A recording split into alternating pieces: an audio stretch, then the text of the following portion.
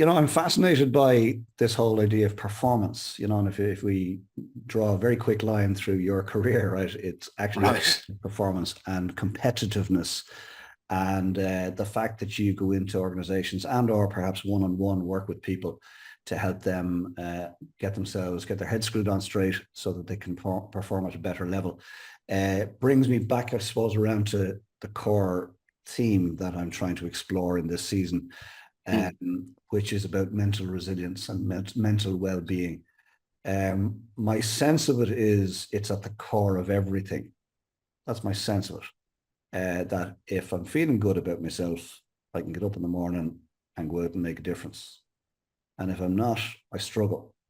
Now, I'll just throw that to you and see where it leads us, if I may. I think mental health is incredibly important in terms of how people perform. I think it is a central theme, and I think there's a lot of factors that feed into people's mental health, particularly at work, right? And when we've built up that resilience muscle, we can handle that better, right? Now, resilience shouldn't be having to put up with an asshole for a boss, and that's what happens too often, right?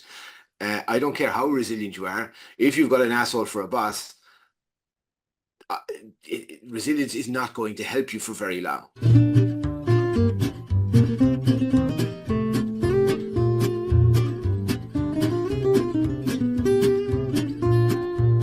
Hello there and welcome to another Coffee with Colm, and thanks very much for joining me. And I'm delighted to tell you that this week I've got a good friend of mine here as my guest. It's Brian Downs. Brian, come in, cheers us with your coffee mug and say hello. Cheers. Good morning. How are you? Nice to be here. Thanks for having me.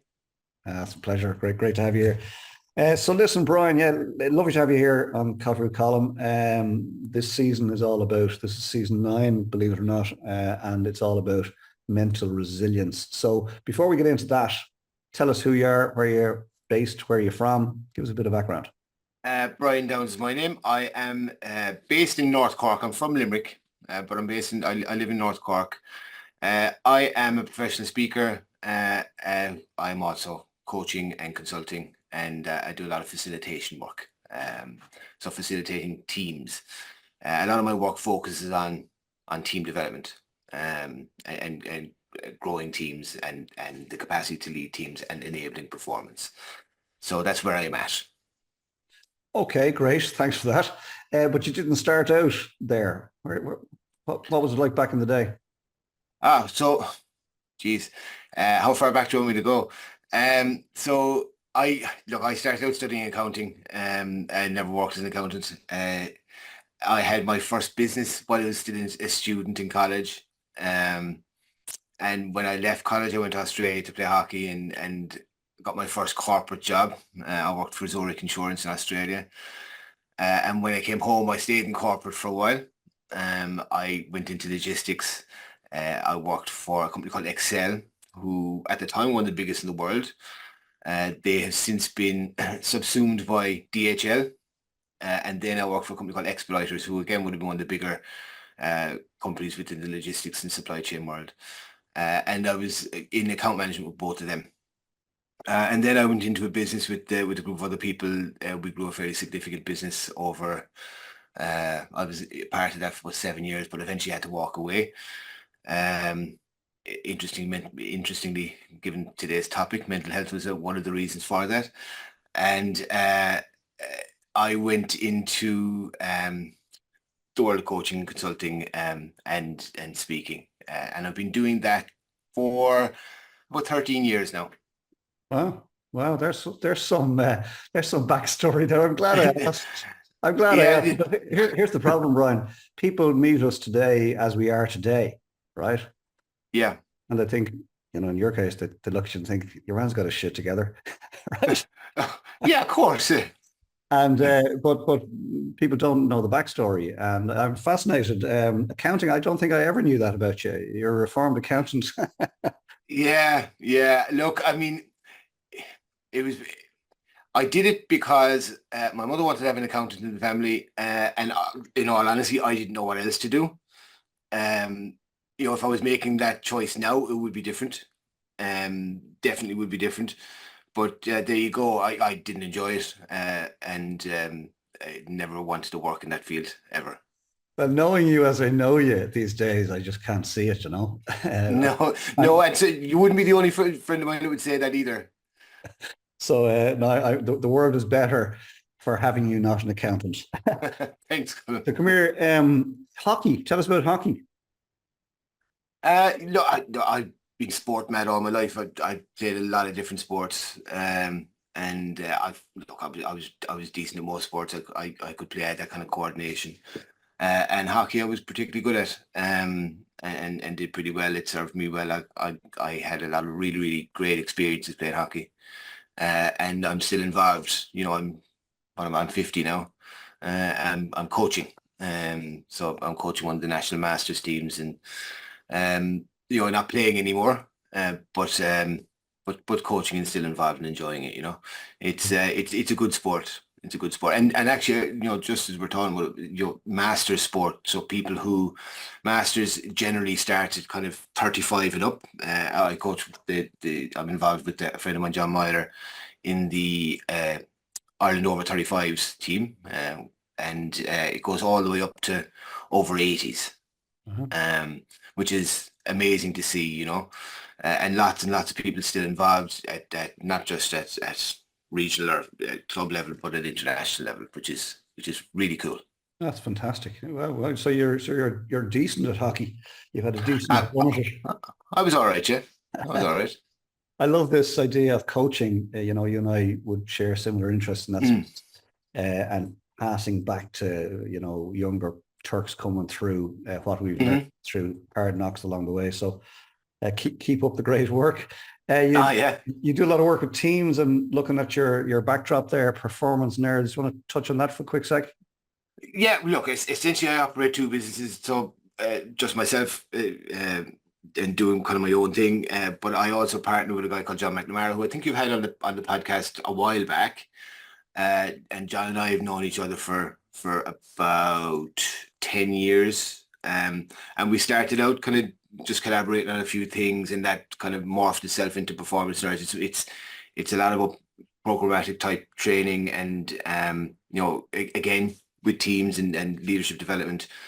And we also do a smattering of other pieces around communication and presenting and you know, performance management and things like that. So they're the two businesses are quite strongly aligned. It's just some things I'll do on my own, some things I'll do with performance nerds. And John is in the same boat. He's got his own business, and we collaborate on performance nerds. Yeah, I know John for a long time as well. Great guy, and you're right. We had a chat on a previous season of Coffee with Colm. Mm, You know, I'm fascinated by this whole idea of performance. You know, and if we draw a very quick line through your career, right, it's actually right. performance and competitiveness, and the fact that you go into organizations and or perhaps one-on-one work with people to help them get their heads screwed on straight so that they can perform at a better level. Brings me back, I suppose, around to the core theme that I'm trying to explore in this season, Mm, which is about mental resilience and mental well-being. My sense of it is it's at the core of everything. That's my sense of it. That if I'm feeling good about myself, I can get up in the morning and go out and make a difference. And if I'm not, I struggle. Now, I'll just throw that to you and see where it leads us, if I may. Look, I think mental health is incredibly important in terms of how people perform. You know, I think it is a central theme, and I think there's a lot of factors that feed into people's mental health, particularly at work, right?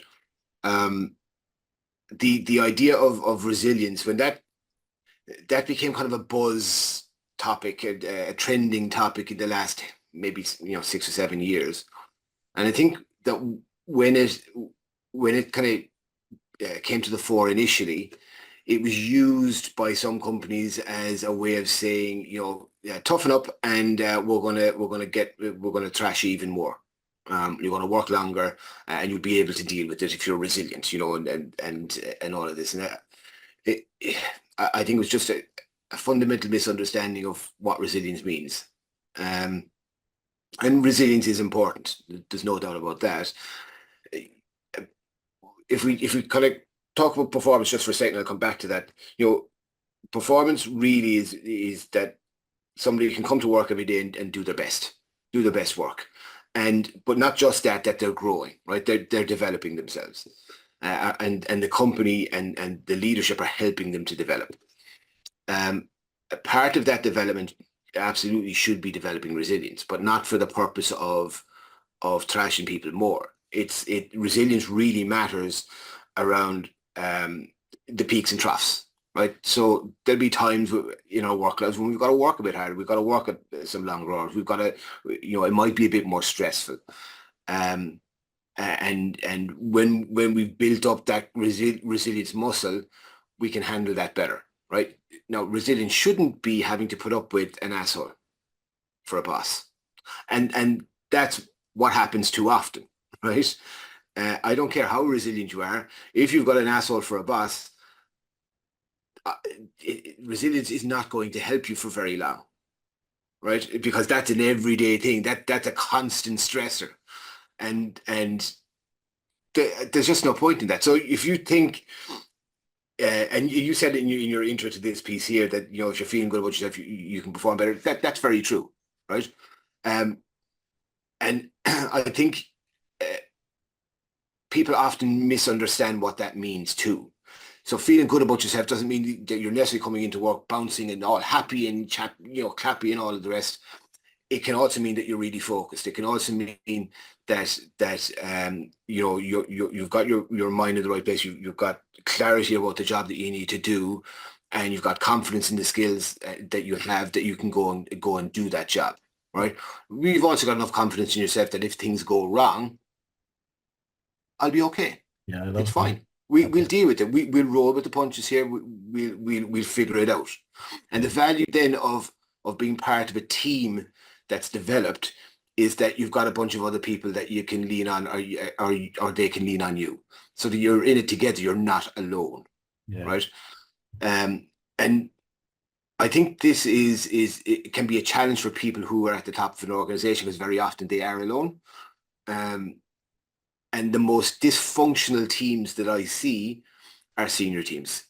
Executive teams, senior leadership teams are frequently the most dysfunctional, because they don't feel they can lean on each other. And again, no matter how resilient you are, you can only put up with that for so long. You can only handle that for so long without it having an impact. Yeah, you touched on something there which I'm interested in picking a little further into, if you don't mind, Brian, and that is that if things go pear-shaped or sideways, you're going to be okay. I think that's a fundamental right of everybody, but I don't know that everybody feels that at times. That they if things go pear-shaped.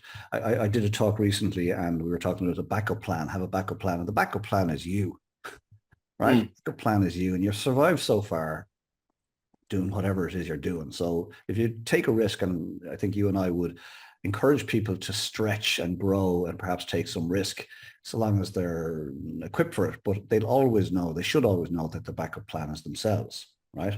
And they can always default back to where they are now and start again, should that be the case.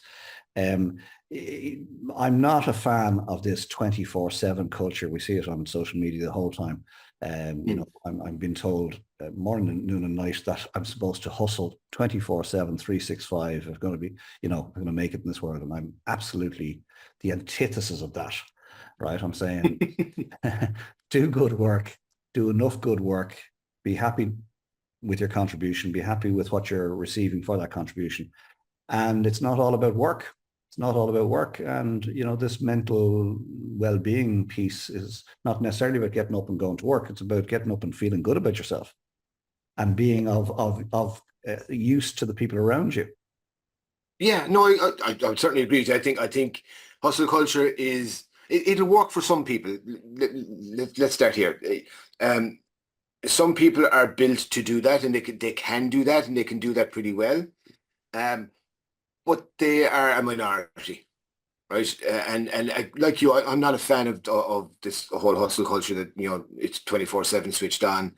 I think 99% of us need to take time to rest and recharge.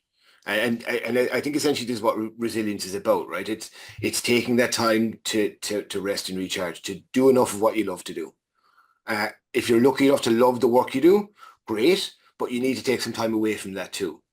And you know, if we're not looking after ourselves, we're not performing at our best. We're not thinking straight as straight as we could think. We're not being as creative or as innovative as we could be. We're not solving problems, you know, as efficiently as we could, right? And you know, look, you've been in business a long time, Colm, like myself. You know that you know, running a business or leading a team is a series of problem solving, right? So you're presented with something, you've got to you grow your revenue numbers, you got to deal with some team dynamics, you got to, you know, whatever it is. Um, it's a series of solving problems, right? So that's very difficult to do if your head is worried about other stuff, right? If you're overly stressed, if you're tired, if you're anxious, it's very, very hard to move into that creative space because it's blocked. So we need to take time to rest. Okay. We need to take time to recharge. We need to, as I said, do enough of what we love. Okay. And that's going to help. That's actually going to help in the long run. Yeah, for sure. Like this work-life balance thing isn't necessarily a panacea either, you know, because work and home life, work and personal life are interwoven. There's no separation really, you know, particularly if you're self-employed or running a business, it's not 9 to 5. The problems don't go away just because the clock reaches 5 o'clock. I saw something on social recently, and it was Elon Musk, and he said being a CEO is like sitting staring into the abyss every day and chewing glass, right? and he said the staring into abyss piece is the fact that you're leading the charge and everybody's relying on you to make the right step, right? You're stepping into the future with some vision. And if you make the wrong step, it goes pear-shaped for everybody behind you, right? And then the chewing glass bit, I love this, was as CEO when you're building your business, the problems that you handle just grow. Every day is a day of solving problems, but the problems get bigger. And you as CEO get brought all the worst problems, the ones that nobody else in the organization can handle. And I think it's so true. But our ability to handle those problems grows as we grow ourselves. Your business can never outgrow you. Phrase I came across years ago. Just think it's so it's about personal growth, in my opinion, Brian, knowing that we're able to get up every day, and no matter what the world throws at us, we'll be fine. And that's what I'm trying to get people to accept that life is simply, you know, we get up every day and we solve problems. Right? A flight from New York to Dublin is correcting the whole time. Yeah. Right? That's all it does. It corrects against the wind and the buffets and the whatever, right? And you and I do the same, and everybody that's listening to this does the same every day. So what I'm trying to get across through this series or explore is how do we help people understand that, accept it, embrace it for the opportunity that it gives us. And what perhaps is there something that you could some practice that you could offer people who might be struggling at this moment in time? What could they do to grab hold of the rambling thoughts? Let me start with the second piece there. So if you're struggling right now, I think the important part is to recognize it, right? Recognize that you're struggling and then try and identify what the stressors are. Just by simply doing that, you're going to do a lot of good for yourself. Then I think you've got to decide, okay, what can I do about these stressors? If they're outside your control, there's not a lot you can do about it. Right? You may be able to influence a few things, but you can't control it. So you got to focus on the things that you can control. And again, I know it's probably a cliche at this stage. It's this whole idea of control the controllables, right? We've heard it a million times. Lots of people say it, and they say it because it's true. And I say it too. And I think in terms of building really resilience and something that's not talked about very often, you know, we'll talk about rest and recharge, which obviously is very important, but do hard things. Do things that are hard. right? Um, so I've done a lot of very hard things. Some of those hard things were beyond me, and I was in a place that I couldn't quite handle it. But I've done a lot of very hard things that I have been able to handle. And that's I like to climb mountains and travel to mad places, and my last one was spending a week on a frozen lake in outer Mongolia, right? At minus 40 degrees. Um, but that could just as easily be sitting down to write something that's very honest. That's a hard thing to do. That's actually a really hard thing to do. It could be, bracing yourself to have a tough conversation with somebody. Probably the most valuable thing you will ever do, learning how to have a difficult conversation, right? Because a lot of the stressors that we have are people. So if we can learn to communicate in a way that is straight and direct, but empathetic at the same time, that addresses difficult situations, that's a really, really important skill to have. Now, you'll have heard me say this before. When we start doing these things and start doing these hard things, we're likely to be not very good at it, right? But if you want to be good at anything, you've got to be willing to be shite at it first. And I think it's getting that perspective right. Okay, that it's okay to be not good at something if you're trying to learn it. Yeah, I love it. I love it. I love it. I heard a You know, I, phrase, the right? phrase, anything worth doing is worth doing well. We're all Yeah, taught that, right? But in fact, anything worth doing is worth doing badly, right? agreed. Is the way it should start. I was privileged to be at one of your talks, and you use that phrase, do hard things on purpose. And Hmm. it's quite a jarring phrase, do hard things on purpose. But you're absolutely right. And we go back to your business can never outgrow you. You got to grow first, and your business, your career will fall into the slipstream.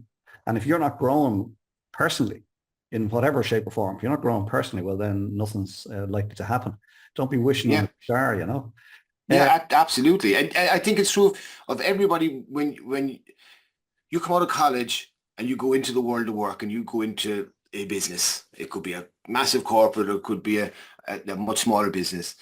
You know nothing, right? Even people coming out of school going in to do a trade. You know, uh, I used to deal with a lot of tradespeople, and you know, regardless of what the trade is, whether it's a car mechanic or a plasterer or a carpenter, when you go into that, you've got very little clue of what's going on. You've got to learn, and you learn by doing or watching, and if you're lucky, you've got really good mentors and they bring you along. And it's true of any career and of anything that we do, that it's hard at first, and that's a good thing.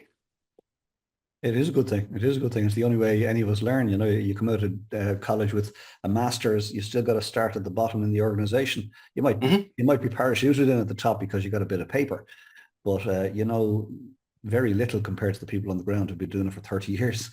Yeah, And absolutely. you've got to respect that experience. Um, I'm going to ask you, if I may, if you're open to it. You mentioned earlier on that you had a tough time and you exited a business. Without getting into the detail, but you had a challenging time, and you said your mental well-being was part reason why you exited. Hmm. Are you comfortable going there? Sure, yeah, yeah, yeah, absolutely. I mean, I tell the story anyway, so you're familiar with it. But yeah, I was involved in something where there was somewhat of a values clash, and it was a very, at least to me, quite a toxic situation. Um, and my mental health gave out. My resilience wasn't enough at that stage. So what happened was I started having panic attacks, and I didn't tell anybody, and I didn't tell anybody for 2 years, and I had panic attacks nearly every day for 2 years. Um, and eventually, I got up one morning and I got in my car and I drove to my doctor because I didn't know what else to do. Um, I didn't have an appointment. I went in. No, I had a good relationship with my GP, the man who was my GP at that stage, an absolute gentleman. Um, and his daughter was on reception, and she saw me come in. She was kind of surprised and said, "I need to speak to Dan." And she said, okay. So gave me a seat in the waiting room, and he came, got me, and things started to change.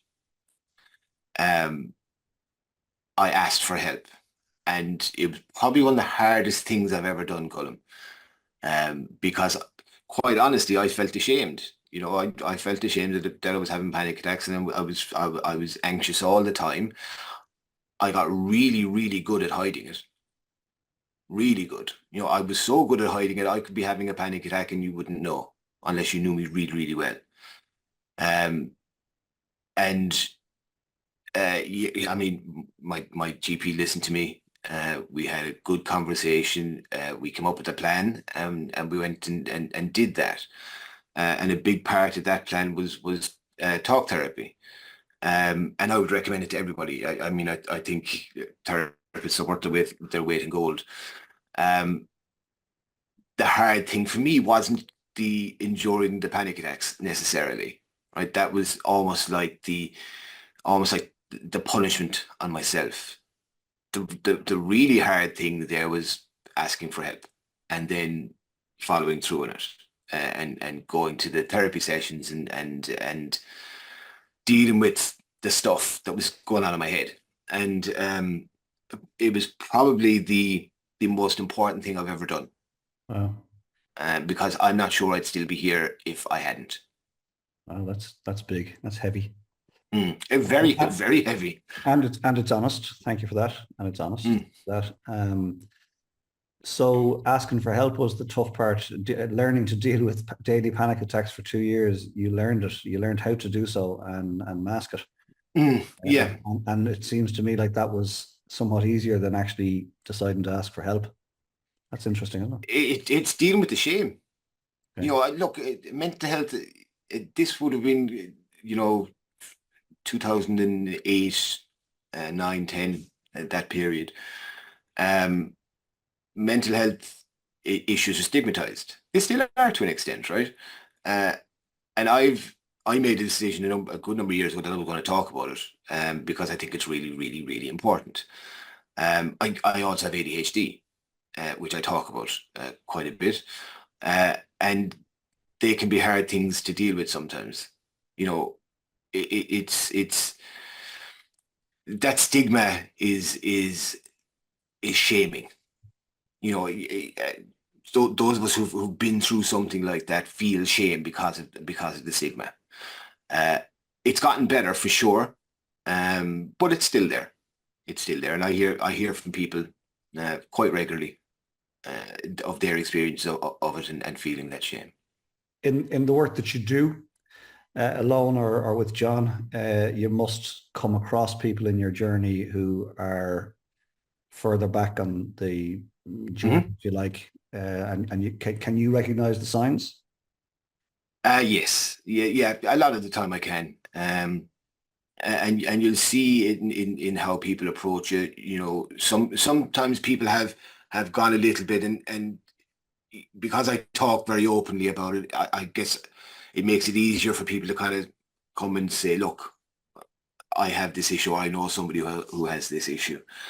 Um, and again, my job is to kind of listen and signpost, and say, look, I'm not a therapist and I'm not a doctor. Um, Here's some of the stuff that I did that really helped me. And you know what, you should really go talk to your doctor in the first instance, and tell them your story, tell them what's going on for you, because they're really good. They will help. And tell them you want to go and get some therapy, and can they recommend somebody, and and then kind of stick with it and find somebody that you work well with. No? Um, And is but that the yes. advice? Sorry, and is that the advice now that you'd offered anybody who's listening to this, where this is striking a chord?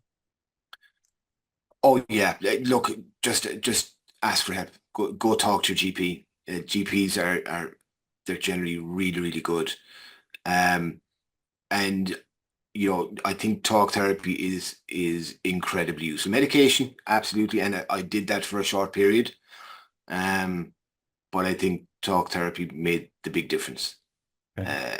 Medication, the things they can do with medication now are really, really incredible. For me, and my choice was that I didn't want to be using that in the long term. That I needed or I wanted to work on it myself, Yeah. with the help of a therapist, and best thing I ever did. Powerful. And it goes back to the Brian Downs saying, do hard things on purpose. And if the hard thing that you need to do, whoever's listening to this, is go out to see your doctor, well then please do that. That's coming from Brian Downs and myself. Brian, a highlight so far in your life, something that you have happy. Highlight. Yeah. Well, I have an 8-year-old daughter, Colm. I didn't become a dad until I was 42. And that little girl is my highlight every day. She's a fantastic little girl. Of course, I'd say that I'm her dad, but no, she is, and she's an exceptionally kind and open young lady, who's taken quite an interest in the performing arts. Actually, she's uh, goes to stage school every week and absolutely loves it. Wouldn't have been my thing when I was a kid, but that's what she loves. So, and she's doing very well with that. Where does she attend? A company called Centre Stage. So they've got places all over Cork, and they do a showcase every year in the Opera House in Cork, which is kind of the highlight of their year. So yeah, she loves that. She's involved in a little bit of sport too, but mostly she's just a really kind, gentle human who is learning who she is, and she will engage with people, and she'll chat to people, and I love to see that. That's fabulous, fabulous, fabulous. Yeah. We wish her well, and continued good fortune to all of you. Come here, what's next for you? What's next? So I guess pushing on and continue to do the work that I do, to do more of it. But I'm starting to move more towards speaking, than the longer program in company work, right? It will still form part of what I do, but it's just maybe a bit more of a focus on the speaking part. I think really the progression for me is developing new content and looking at new perspectives and continuing to learn, and to continue doing hard things. So, there's a couple of adventure pieces that I want to do over the next couple of years. And I'm starting to put a bit of focus on them now too. As you know, I haven't really mentioned it, but adventure is a really big part of what I do. I'm a big proponent of the adventurous mindset and approaching things in that way. Well, there aren't many people that I know that have spent a week on a frozen lake in outer Mongolia, in fairness. It's spectacular. I would recommend it. I think you set the bar with that one, Brian. I think we all got it straight away. Well, and you know what? It's funny with myself and John in performances. We talk about this quite a bit. I mean, I've done Mongolian, climbed Kilimanjaro, Mont Blanc, and a bunch of big mountains and ultra running. And John has done Marathon des Sables in the Sahara, and again an ultra runner as well. And these are our hobbies. These are the things we do for fun. Ladies and gentlemen, we hang around with the strangest of people. And yes, that's what we get. Yeah, you're mad. But I think everybody has their thing, right? And our job is to identify our thing. But yeah, it's finding the next kind of big travel, physical type adventure to do. So I've got a couple in mind, and so they'll be coming along, and they'll add into the content as well, and kind of how I go about doing things. And the book. The book, yeah. So I'm a strange one around books. I've started 3, Colm, and they're at various different stages. But when and if they'll get finished, I really don't know. I can't say. But I'd love to write a book. I sorry, let me rephrase that. I'd love to finish a book, or finish writing a book. That'd be really cool. I'm sure I'll get there at some stage. It sounds like it's one of those hard things that Brian Downs hasn't yet sat down. Yeah, it's a serious challenge for me, actually, in all honesty. I think part of the ADHD thing is being able to sit down in one place to finish out something like that. And as you know, having written a book, that takes a lot of sitting down and concentrating and sitting in one place to do that. I'm much better on my feet, in a room, talking to people, and bringing out conversations and creating stuff. So maybe I'll sit and talk to somebody, get somebody to write it for me. There you go. Ghostwriter. I like it. Like the idea. Yeah, Brian might be the way to Downs. go. Brian Downs, an absolute pleasure. Thank you for joining me. Stay there because you're going to get the last word if that's okay. Well, folks, wasn't that fascinating? Thanks indeed for being here, and hope you enjoyed this episode of Coffee with Colm. Hope and trust as ever you got something from it. Please consider what's been shared here today and apply it into your thinking for this next week. And then very importantly, come back next week and we'll share another coffee together and we'll ruminate on some other aspect of life and business with another guest. So thank you for being here. In the meantime, get some fresh air, get some great coffee, get some R&R. And when the time is right, and only when the time is right, get your head back in the game, get organized for the week ahead, get stuck in, make next week count. If you spend too much time with other people, please take some time out and get to know yourself a little bit. If you spend too much time alone, please go meet some people. And then come back next week and we'll have another coffee together. And last word to you, Brian. Yeah, thanks for having me, Colm. Always great to chat with you. And I would only say this to people: do hard things on purpose. It's worth it.